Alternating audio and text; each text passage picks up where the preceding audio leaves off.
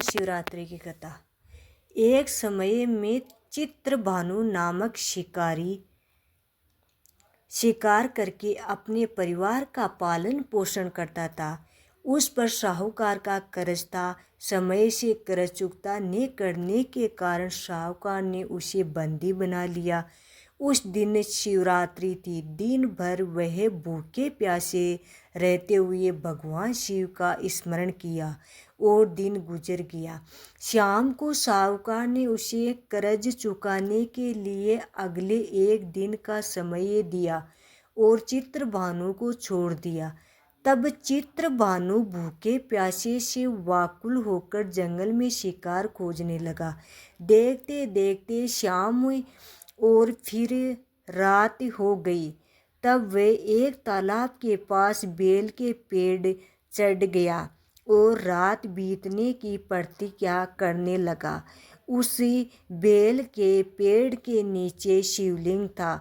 चित्रभानु अनजाने में बेलपत्र तोड़कर नीचे गिरा रहा था, जो शिवलिंग पर गिर रहे थे।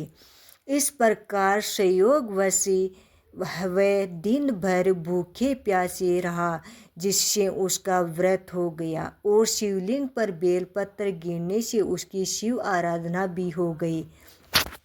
रात बीतने पर एक गांगडी हिरणी तालाब के किनारे पानी पीने आई।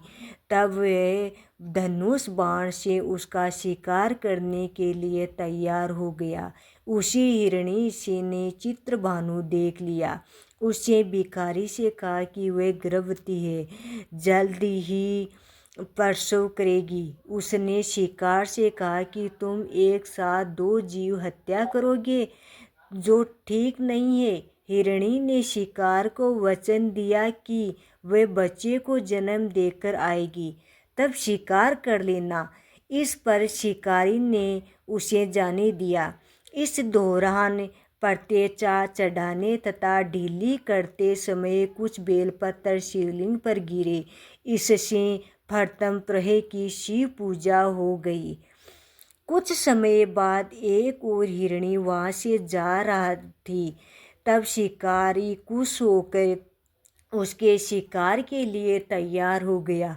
तब हिरणी ने उससे निवेदन किया कि हे शिकारी, मैं थोड़ी देर पहले ऋतु से निवृत्ति हुई हूँ, कामातुरी विहरणी हूँ, अपने प्रिय की खोज में भटक रही हूँ। मैं अपने पति से मिलकर शीघ्र ही तुम्हारे पास आ जाऊंगी।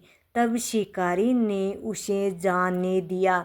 चित्रभानु शिकारी ने कर पाने से चिंतित था। रात्रि का आखिर पहर बीत रहा था। उस बार भी कुछ बेलपत्र टूटकर शिवलिंग पर गिरे, जिससे दूसरे फेर की पूजा भी हो गई। तभी एक हिरणी दूसरी बच्चों के साथ वहाँ से जा रही थी। तब चित्रभानु ने कहा उसका शिकार करने का निर्णय कर लिया। तब हिरणी ने उसे कहा, हे शिकारी, मैं इन बच्चों को उनके पिता के हवाले करके लौट आऊँगी। इससे पहले अपने दो शिकार छोड़ चुका हूँ। उसका परिवार भूखे प्यासे से तड़प रहा होगा। तब हिरणी ने कहा, मेरा विश्वास करो, मैं उन्हें उनके पिता के पास छोड़कर तुरंत लौटने की प्रतिज्ञा करती हूँ। ऐसे कहते हुए सुबह हो गई और अनजाने में ही शिकारी की शिवरात्रि की पूजा हो गई। उपवास में रात्रि जागरण भी हो गया। इस बीच एक हिरणी वहाँ से जा रहा था। तब शिकारी ने उसका शिकार करने का निश्चय कर लिया। चित्रभानु को प्रत्येचा चढ़ाए देखकर उस हिरणी ने निवेदन किया कि यदि तुमने मेरे से पहले 3 हिरणी और उनके बच्चों का शिकार कर लिया हो तो उसे भी मार दो, ताकि उनके वियोग में दुखी न होने पड़े। अगर आपको जीवन दान दिया है तो कुछ समय के लिए उसे भी जीवन दान दे दो। इनसे मिलकर वह दोबारा यहाँ आ जाएगा। हिरणी की बातें सुनकर शिकारी के मन में रात का पूरा घटनाक्रम सामने आ गया। उसने सारा घटनाक्रम हिरणी को बताया।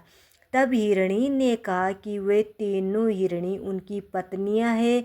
जिस प्रकार वे तीनों प्रतीक्षा बुद्ध होकर गई, उसकी मृत्यु से वे अपने धर्म का पालन नहीं कर पाएगी। जिस प्रकार तुमने उन पर विश्वास करके उन्हें जाने दिया, वैसे ही उसे भी जाने दो।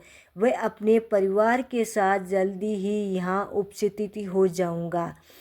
चित्रभानु ने उसे भी जाने दिया। शिवरात्रि व्रत और पूजा होने से उसका मन निर्मल हो गया। उसके बाद भक्ति की भावना जागृत हो गई। कुछ समय बाद वे हिरणी अपने दिए वचन के कारण अपने परिवार के साथ शिकारी के सामने उपस्थित हो गया। उन जीवों की सत्यता, प्रत्ययता, एक प्रेम भावना को देखकर चित्रभानु की आत्मग्लानि हुई। उसे हिरण परिवार को जीवन दान दे दिया। अनजाने में ही सही, शिवरात्रि का व्रत करने से चित्रभानु को मोक्ष मिला। मृत्यु के बाद शिवग्रहण उसे शिकारी को शिवलोक ले गए।